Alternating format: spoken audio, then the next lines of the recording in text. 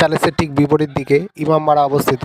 1846 খ্রিস্টাব্দে সিরাজদৌল্লা নির্মিত কাঠের ইমামবাড়াটি ধ্বংসপ্রাপ্ত হয়ে গেলে নবাব হুমায়ুন শাহর পুত্র বাংলা, বিহার, উড়িষ্যার শেষ নবাব নাজিম মনসুর আলী খাঁ ফেরাদুন শাহ 1847 সালে প্রায় 7 লক্ষ টাকা ব্যয় করে এই বর্তমানে ইমামবাড়াটি নির্মাণ করেন।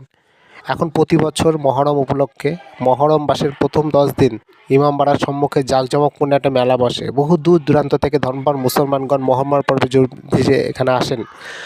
হাসান হোসেনের জন্য শোকাতুর হয়ে মাতন হয়ে থাকেন। মহরমের শেষ দিন সকালবেলা ইমামবাড়া হতে একটি শোভাযাত্রা বার হয় এবং হাসান হোসেনের নকল মৃতদেহ শবধারে বহন করে খালি পায়ে বুক চাপড়ে হাই হাসান হাই হোসেন বলে কারবালার প্রান্তর পর্যন্ত প্রায় 6-7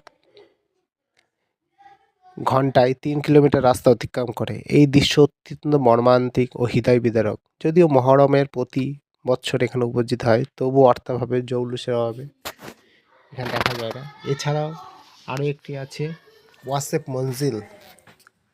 এটি ঠিক ভাগীরথী গঙ্গার ঠিক পাশেই অবস্থিত ওয়াসিফ মঞ্জিল। এখন নতুন রকমভাবে সাজানো হয়েছে এই ওয়াসিফ মঞ্জিলটি, আপনারা এটাও ভিজিট করতে পারবেন।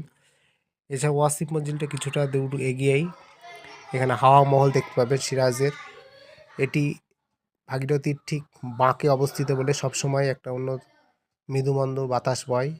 এছাড়াও আর একটি হাজারদুয়ারির ঘণ্টা দাখিল দরজার কাছেই অবস্থিত।